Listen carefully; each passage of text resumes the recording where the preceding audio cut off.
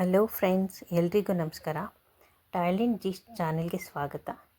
Friends, ಇವತ್ತು ನಾನು ಡಿಫ್ರೆಂಟಾಗಿ ಬಾಳೆಕಾಯಿನಲ್ಲಿ ಪಲ್ಯ ಹೇಗೆ ಮಾಡೋದು ಅಂತ ನಿಮಗೆ ತೋರಿಸ್ಕೊಡ್ತಾ ಇದ್ದೀನಿ. ಇದು ಒಂದು ಡಿಫ್ರೆಂಟಾಗಿರುವಂಥ ಮಸಾಲೆನಲ್ಲಿ ಮಾಡ್ತೀವಿ. ಇದನ್ನು ನೋಡ್ಕೊಳ್ಳಿ ಯಾವ ಥರ ಅಂತ ಹೇಳಿಬಿಟ್ಟು. ಮೊದಲು ಬಾಳೆಕಾಯಿ 4 ಪೀಸ್ ತೊಗೊಂಡಿದ್ದೀನಿ. 4 ಬಾಳೆಕಾಯಿಗೆ ತೆಂಗಿನಕಾಯಿ ಅರ್ಧ ಹೋಳು, ಬೆಳ್ಳುಳ್ಳಿ 4, 1 ಬಾಳೆಕಾಯಿಗೆ 1 ಬೆಳ್ಳುಳ್ಳಿ ಅಂತ ಇಟ್ಕೊಳ್ಳಿ. ಹಸಿಮೆಣಸಿನ್ಕಾಯಿ 2, ಒಣಮೆಣಸಿನ್ಕಾಯಿ 2, ಈರುಳ್ಳಿ 1 ಚಿಕ್ಕದು, ಕೊತ್ತಂಬರಿ ಸೊಪ್ಪು, ಕರಿಬೇವು ಸ್ವಲ್ಪ, ಟೊಮೊಟೊ 2, ಕಾಳು ಮೆಣಸು 1 ಸ್ಪೂನಷ್ಟು. ಇಷ್ಟನ್ನು ಮೊದಲು ರೆಡಿ ಮಾಡಿ ಇಟ್ಕೊಳ್ಳಿ. ಇದಿಷ್ಟೇ ಹಾಕ್ಕೋಬೇಕು, ಬೇರೆ ಎಲ್ಲ ಆ್ಯಡ್ ಮಾಡಬಾರ್ದು.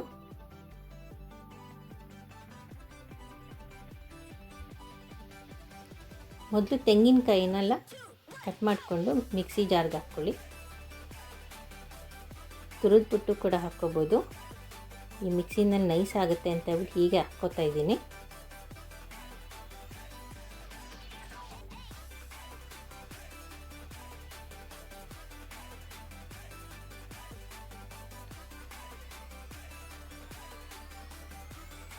ನಂತರ ಬೆಳ್ಳುಳ್ಳಿನ ರಫಾಗಿ ಬಿಡಿಸ್ಕೊಂಡು, ಸ್ವಲ್ಪ ಸಿಪ್ಪೆ ಇದ್ರೂ ಪರವಾಗಿಲ್ಲ, ಈ ಥರ ಬಿಡಿಸ್ಕೊಂಡು ಅದನ್ನು ಕೂಡ ರುಬ್ಕೋಬೇಕು. ರುಬ್ಬಕ್ಕೆ ಹಾಕ್ಕೊಳ್ಳಿ ಎಲ್ಲನೂ.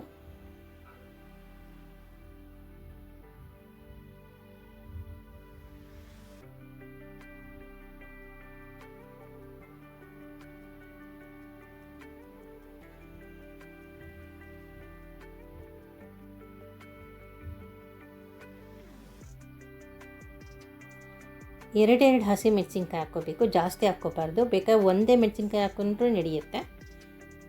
ಮೆಣಸು 1 ಸ್ಪೂನಷ್ಟು, ಕೊತ್ತಂಬರಿ ಸೊಪ್ಪು ಸ್ವಲ್ಪ ನೀರು ಹಾಕ್ಕೊಂಡು, ತುಂಬ ನೈಸ್ ಮಾಡೋಕ್ಕೆ ಹೋಗಬಾರ್ದು. ಚಟ್ನಿ ಯಾವ ಹದಕ್ಕೆ ಬರುತ್ತೆ ಆ ಥರ ರುಬ್ಕೋಬೇಕು. ತುಂಬ ದಪ್ಪನೂ ಇರಬಾರ್ದು. ಚಟ್ನಿ ಯಾವ ಥರ ಬರುತ್ತೆ ಆ ಥರ ಇದ್ದರೆ ಸಾಕು. ಈಗ ಇಂಗ್ರೀಡಿಯೆಂಟ್ಸ್ನೆಲ್ಲ ಕಟ್ ಮಾಡ್ಕೊಂಡು ರೆಡಿ ಮಾಡ್ಕೋಬೇಕು. ಒಣಮೆಣಸಿನ್ಕಾಯಿನ ಮುರಿದಿಟ್ಕೊಂಡಿದ್ದೀನಿ. ಈರುಳ್ಳಿನ ಸಣ್ಣದಾಗಿ ಹೆಚ್ಕೊಳ್ತಾ ಇದ್ದೀನಿ.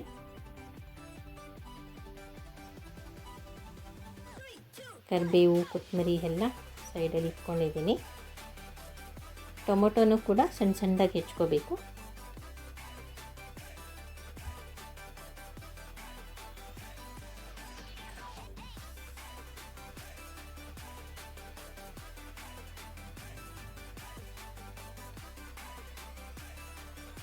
ನಂತರ ಬಾಳೆಕಾಯಿನ ಲಾಸ್ಟಲ್ಲಿ ಬಿಡಿಸ್ತಾ ಇದ್ದೀನಿ.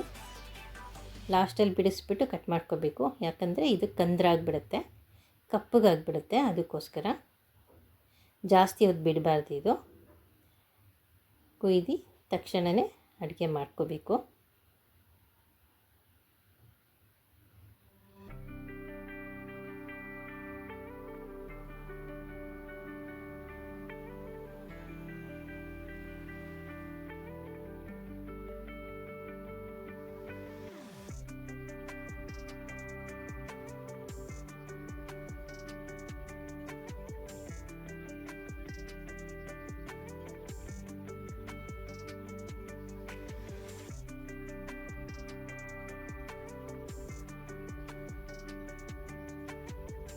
ಸಣ್ಣದಾಗಿ ಕುಯ್ಕೊಂಡು ನೀರಿಗೆ ಹಾಕ್ಕೋಬೇಕು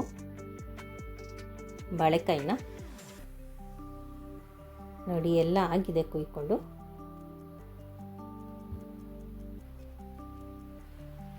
ಈಗ ಒಂದು ಪಾತ್ರೆಯಲ್ಲಿ 4 ಸ್ಪೂನಷ್ಟು, ಸ್ವಲ್ಪ ದೊಡ್ಡ ಸ್ಪೂನಲ್ಲಿ 4 ಸ್ಪೂನಷ್ಟು ಕುಕ್ಕಿಂಗ್ ಆಯಿಲ್ನ ಹಾಕ್ಕೊಳ್ಬೇಕು.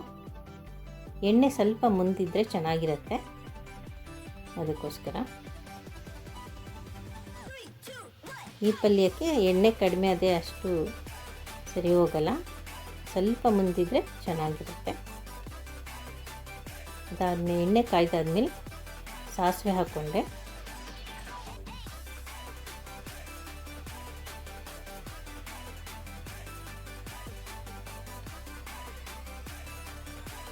ಸಾಸಿವೆ ಸಿಡಿದ ನಂತರ ಒಣಮೆಣಸಿನ್ಕಾಯಿನ ಹಾಕ್ಕೊಳ್ಬೇಕು.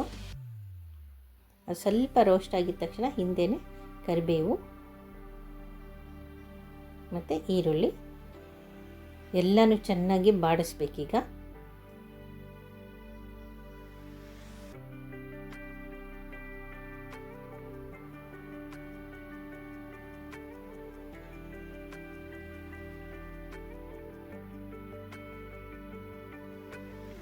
ಈರುಳ್ಳಿ ಸ್ವಲ್ಪ ಕೆಂಪಗಾದ್ಮೇಲೆ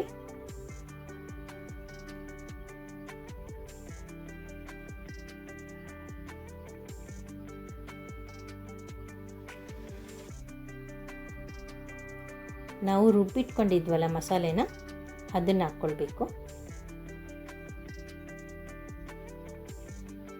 ನೀರು ಕುಡಿತೀವಲ್ಲ ಆ ಗ್ಲಾಸಲ್ಲಿ 1 ಗ್ಲಾಸಷ್ಟು ನೀರು ಹಾಕ್ಕೊಂಬಿಡಿ. ಬಾಳೆಕಾಯಿ ಬೇಯೋದಕ್ಕೆ ಎಷ್ಟು ಬೇಕಷ್ಟು ನೀರು ಹಾಕ್ಕೊಳ್ಬೋದು. ಈ ಮಸಾಲೆ ಸ್ವಲ್ಪ ಹಸಿ ವಾಸನೆ ಹೋಗೋ ತನಕ ಮಸಾಲೆ ಬೇಯಬೇಕದು. ಖಾರ ಒಂದು 10 ನಿಮಿಷ ಬೇಯಿಸ್ಬಿಡಿ ಚೆನ್ನಾಗಿ.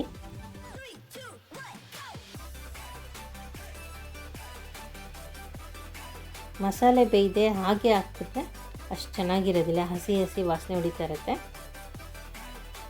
ಯಾಕೆ ಅಂದರೆ ಬಾಳೆಕಾಯಿ ಬೇಗ ಬೆಂದು ಬಿಡುತ್ತೆ, ಮಸಾಲೆ ಹಾಗೆ ಬೇಯೋದಿಲ್ಲ, ಹಸಿ ಹಸಿ ಹಾಗೆ ಇರುತ್ತೆ. ಅದಕ್ಕೋಸ್ಕರ ಫಸ್ಟು ಮಸಾಲೆ ಬೇಯಿಸ್ಕೊಂಬಿಟ್ಟು ಆಮೇಲೆ ಬಾಳೆಕಾಯಿನ ಹಾಕ್ಕೋಬೇಕು.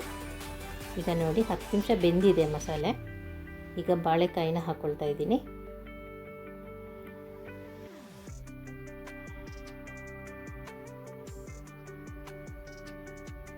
ಹಿಂದೆನೇ ಎಷ್ಟು ಬೇಕಷ್ಟು ಉಪ್ಪನ್ನು ಹಾಕ್ಕೊಳ್ಬೇಕು.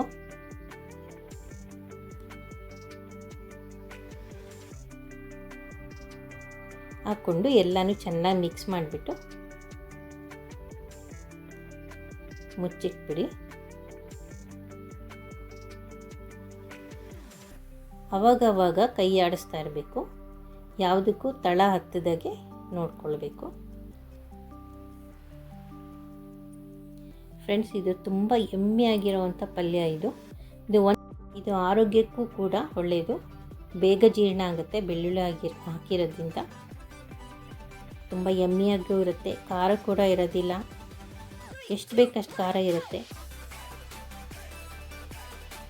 ಸ್ಮೆಲ್ಲು ಘಮ ಕೂಡ ತುಂಬ ಚೆನ್ನಾಗಿರುತ್ತೆ. ಇದನ್ನು ಮಾಡಿದವರು ಮತ್ತೆ ಮತ್ತೆ ಮಾಡಿಸ್ಕೊಂಡು ತಿಂತಾರೆ. ಇದು ರೈಸಿಗೆ ತಿನ್ಬೋದು, ಇಂಪಾರ್ಟೆಂಟಾಗಿ ಚಪಾತಿಗೆ, ಪೂರಿಗೆ, ರೊಟ್ಟಿಗೆ, ಅಕ್ಕಿ ರೊಟ್ಟಿ, ರವೆ ರೊಟ್ಟಿ, ಯಾವುದಕ್ಕೆ ಬೇಕಾದರೂ ನೆಂಚ್ಕೊಂಡು ತಿನ್ಬೋದು. ಇದು ತುಂಬ ರುಚಿಯಾಗಿರುತ್ತೆ. ಇದು ಖಂಡಿತ ಮಾಡಿ ಫ್ರೆಂಡ್ಸ್, ಎಲ್ಲರೂ ಮನೆಯಲ್ಲಿ ಮಾಡಿಬಿಟ್ಟು ಖಂಡಿತ ಕಮೆಂಟ್ ಮಾಡಿ ತಿಳಿಸಿ. ಖಂಡಿತ ಇದು ಯಾರು ಮಾಡ್ತೀರಾ ಅದು ಕಮೆಂಟ್ ಮಾಡೇ ಮಾಡ್ತೀರಾ ಗೊತ್ತು.